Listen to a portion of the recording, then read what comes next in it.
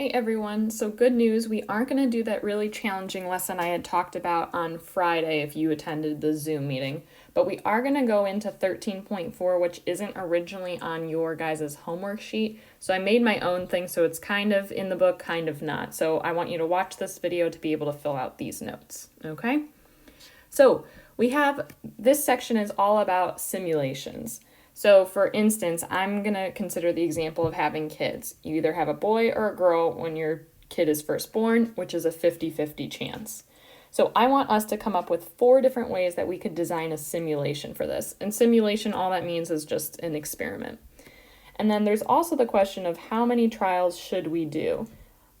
The answer for this always is the more trials, the better. Okay? So obviously, if we were in class, I wouldn't make you do something a million times for really accurate results, but just know that anytime you have more trials, it's more accurate.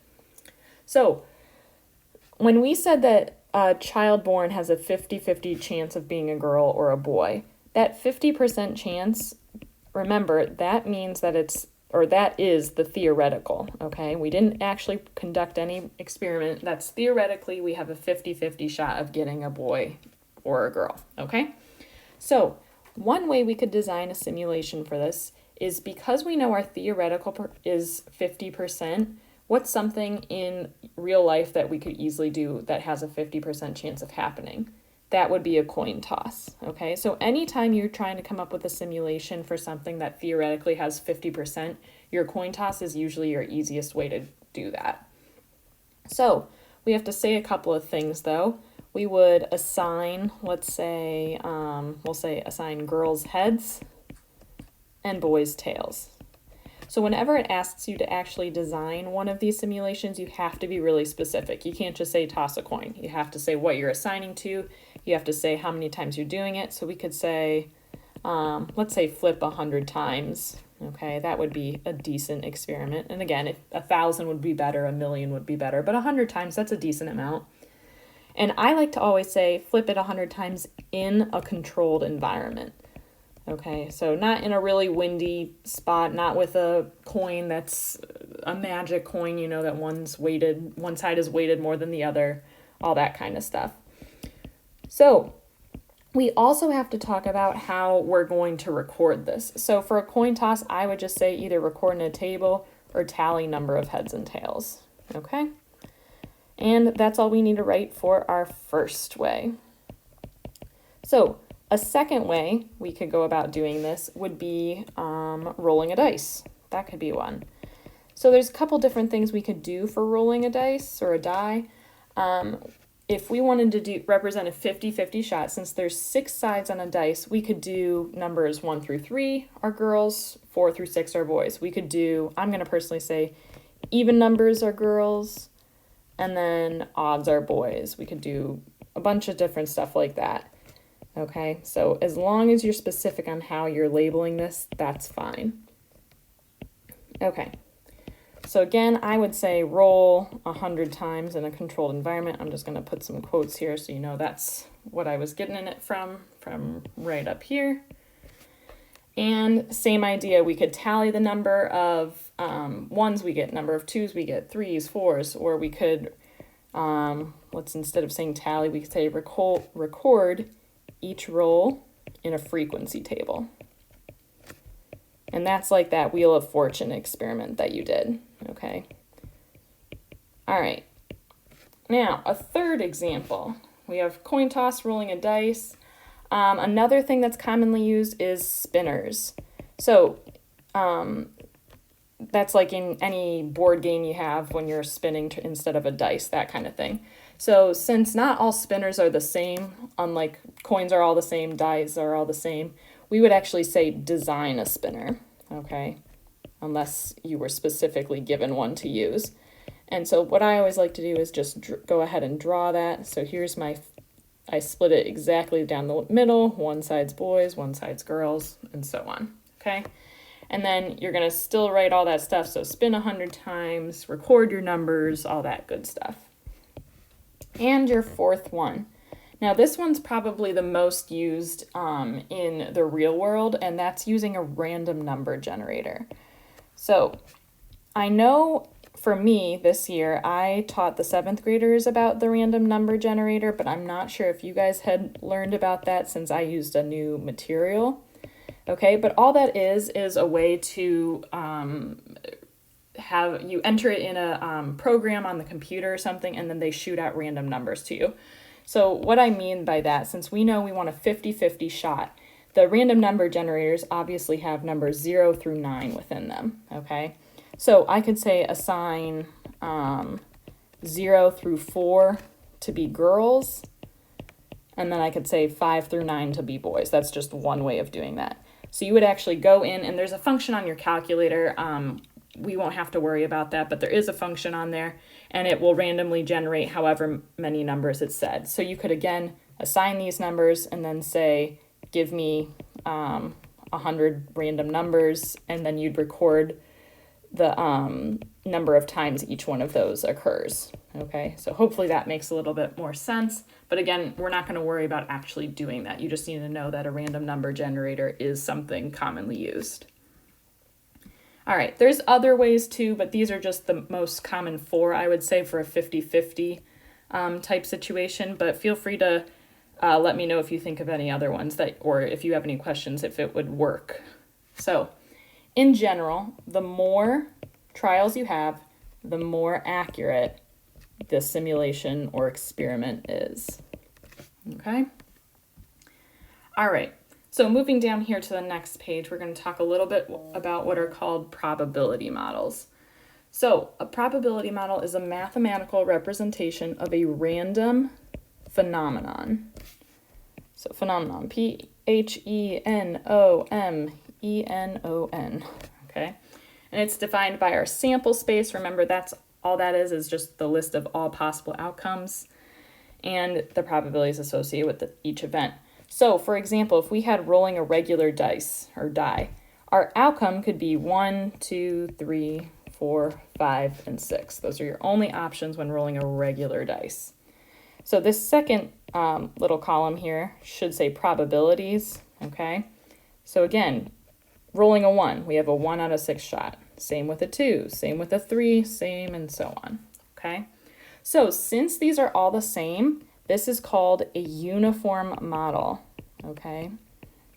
If they are not all equal, then it is called a non-uniform model. And it depends on what book you're looking at, but typically when it asks you for a probability model, you're going to have a table like this, okay?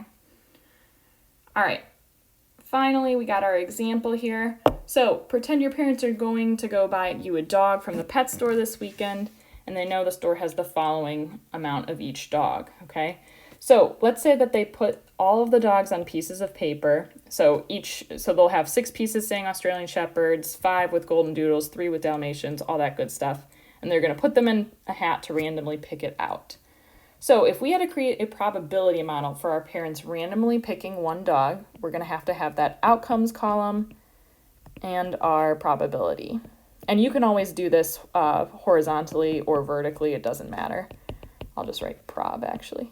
Okay, so I'm going to go ahead and shorten our outcomes. So I'll say GD is Golden Doodles, AS is Australian Shepherd, D for Dalmatian, L for Lab, and C for Chihuahua. So let's see what our probability is.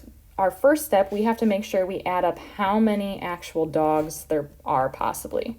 So we're going to do 5 plus 6 plus 3, 4, and 2. So if we add all those up, we see that we get 20. Okay, so all of our probabilities here to start should be out of 20. Again, I think it's better to actually simplify. It depends on what teacher and what book you have. But we know we're going to at least start all of these out of 20. So Golden Doodle, we had 5 out of 20, which simplifies to 1/4. Australian Shepherd, we got 6 out of 20, which is, what is that? Let's see, divide by 2, 3/10. Dalmatians, we have 3/20. That's as simple as that can get. And Labs, we have 4, which simplifies to 1/5. And we have 2/20 for our Chihuahua, which is 1/10. So for finding the probabilities of our items here, we got Golden Doodle or Dalmatian. Remember, anytime you have that or, you're just adding. So Golden Doodles and Dalmatians, we got 5/20 and 3/20. So altogether, we get 8/20. And again, this time I would definitely want you to simplify, since that's a final answer and it's not in your probability model.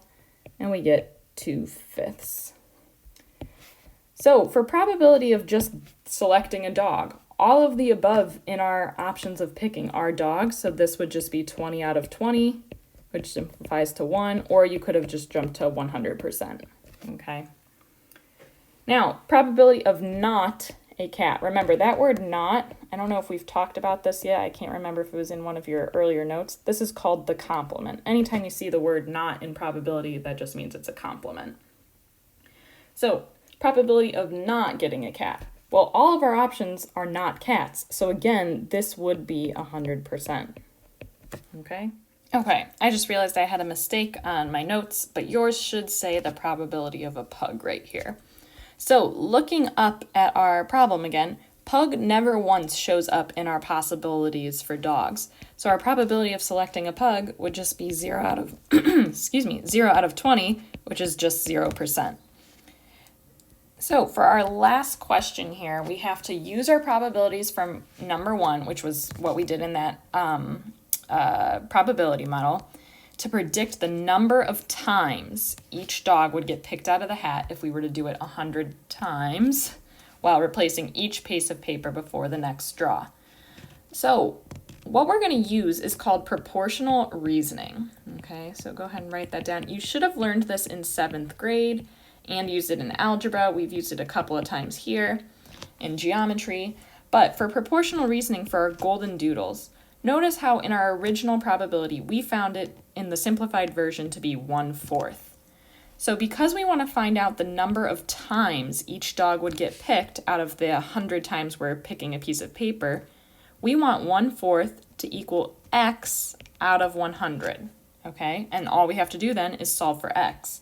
So there's a couple ways we could go about it. We could either do cross multiplying and do 4x is equal to 100 and divide, or if it's easier for you, 4 times what is 100?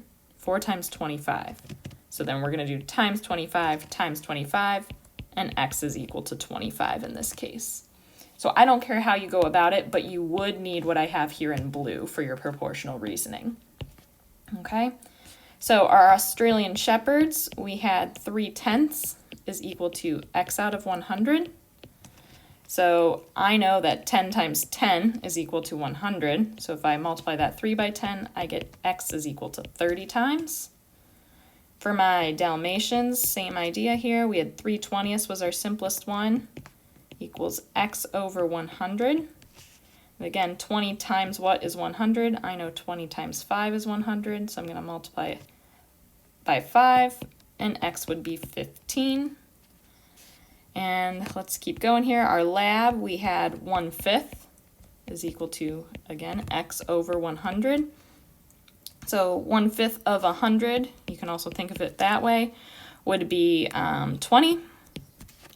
And our last one, we have our Chihuahuas, our 1/10 is equal to x over 100. And again, we already had 10 times what is 100. We know that's 10. So here my x would be 10. Okay?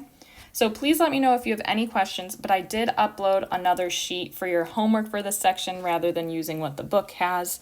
And as always, just reach out if you have any questions.